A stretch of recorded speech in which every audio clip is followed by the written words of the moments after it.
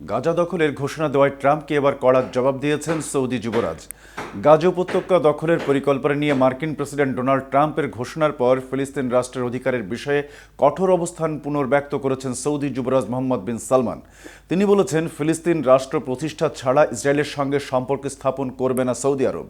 ট্রাম্পের এক মন্তব্যে ফিলিস্তিন ইস্যুতে সৌদি আরবের কোনো দাবি নেই বলে ইঙ্গিত দেওয়া হলে বুধবার যুবরাজের বক্তব্য দিয়ে প্রতিবাদ জানায় রিয়াদ। বিস্তারিত থাকছে প্রতিবেদনের বাকি অংশে। সৌদি পররাষ্ট্র মন্ত্রণালয়ের এক বিবৃতিতে যুবরাজের বক্তব্য তুলে ধরে বলা হয়, ফিলিস্তিন ইস্যুতে সৌদি আরবের অবস্থান পরিষ্কার ও স্পষ্ট, যা কোনো অবস্থাতেই ভিন্ন ব্যাখ্যার সুযোগ দেয় না। বিবৃতিতে আরও বলা হয়, সৌদি আরব ফিলিস্তিনিদের নিজ ভূমি থেকে উচ্ছেদের যে কোনো প্রচেষ্টা দৃঢ়ভাবে প্রত্যাখ্যান করে। ফিলিস্তিন ইস্যুতে সৌদি আরবের অবস্থান আপোষহীন এবং এ নিয়ে কোনো সমঝোতার সুযোগ নেই। এর আগে ট্রাম্পের সঙ্গে এক যৌথ সংবাদ সম্মেলনে ইসরায়েলি প্রধানমন্ত্রী বেনিয়ামিন নেতানিয়াহু জানান, সৌদি আরবের সঙ্গে সম্পর্ক স্বাভাবিক করার বিষয়ে তারা সর্বোচ্চ প্রচেষ্টা চালাবেন। সে সময় তিনি সফল হবেন বলে আশা প্রকাশ করেন। গাজা যুদ্ধ শুরু হওয়ার আগে যুক্তরাষ্ট্র কয়েক মাস ধরে সৌদি আরবকে ইসরায়েলের সঙ্গে সম্পর্ক স্বাভাবিক করতে রাজি করানোর চেষ্টা করেছিল। তবে 2023 সালের অক্টোবর মাসে গাজা যুদ্ধ শুরু হলে ইসরায়েলের সামরিক আক্রমণের কারণে আরব বিশ্বে তীব্র ক্ষোভ সৃষ্টি হয়। এ পরিস্থিতিতে রিয়াদ ওই আলোচনা স্থগিত করার সিদ্ধান্ত নেয়।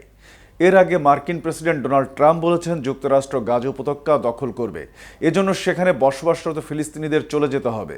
মঙ্গলবার ইসরায়েলের প্রধানমন্ত্রী বেনিয়ামিন নেতানিয়াহুর সঙ্গে এক যৌথ সংবাদ সম্মেলনে এই প্রস্তাব দেন ট্রাম্প।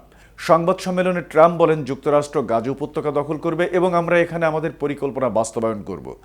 পরে তিনি গাজা অঞ্চলের জন্য যুক্তরাষ্ট্রের পরিকল্পনা তুলে ধরেন। বলেন, আমরা গাজার মালিক হব এবং উপত্যকাটিতে থাকা সমস্ত বিপজ্জনক অবিস্ফোরিত বোমা এবং অন্যান্য অস্ত্র ভেঙে ফেলা হবে। এলাকাটিকে সমতল করা হবে এবং ধ্বংসপ্রাপ্ত ভবনগুলো অপসারণ করে ফেলা হবে। গাজায় নিরাপত্তার জন্য তিনি মার্কিন সেনা পাঠাতে ইচ্ছুক কিনা জানতে চাইলে ট্রাম্প সে সম্ভাবনাও উড়িয়ে দেননি। ট্রাম্প বলেন, গাজার জন্য প্রয়োজনে আমরা সব করব। যদি সেখানে সেনা পাঠানোর প্রয়োজন হয় তাহলে আমরা পাঠাবো। এর আগে যুদ্ধবিরতি চুক্তি নিয়ে আলোচনার জন্য ওয়াশিংটনে পৌঁছান ইসরায়েলের প্রধানমন্ত্রী বেনিয়ামিন নেতানিয়াহু। ইসরায়েল হামাসের যুদ্ধবিরতি চুক্তি কার্যকর হওয়ার পরই গাজা ধ্বংসস্তূপে পরিণত হয়েছে দাবি করে ফিলিস্তিনিদের গাজা থেকে অন্য দেশে সরে যাওয়ার কথা বলেছিলেন ট্রাম্প।